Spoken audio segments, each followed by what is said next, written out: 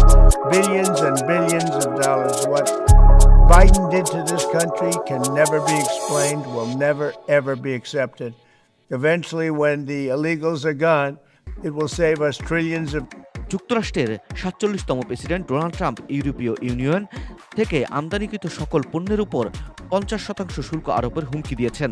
পাশাপাশি যুক্তরাষ্ট্রের আইফোন উৎপাদন না করলে অ্যাপল পণ্যে ২৫% শুল্ক দিতে হবে বলেও জানিয়েছেন তিনি। শুক্রবার ২৩শে মে সোশ্যাল মিডিয়ায় এক পোস্টে এই ঘোষণা দেন ট্রাম্প।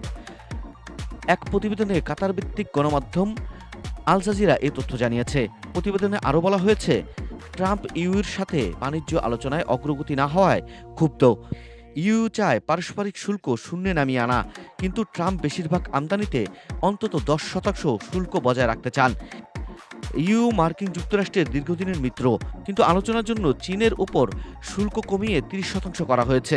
অর্থনীতিবিদ মার্শেল ফেটচার বলেছেন, ট্রাম্পের এই হুমকি যুক্তিবিরোধী।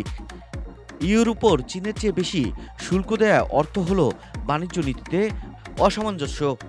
বিশ্লেষকদের মতে ইউ চীন ও অন্যান্য দেশের সাথে একত্রে ট্রাম্পের বাণিজ্য নীতির বিরুদ্ধে অবস্থান নিতে পারে। ট্রাম্পের এমন হুমকি বাস্তবায়ন করা হলে ইউএর সাথে মার্কিন বাণিজ্য সম্পর্কে টানাপোড়েন বাড়তে পারে। শুধু তাই নয়, গ্লোবাল মার্কেটে পণ্যের দাম বাড়তে পারে।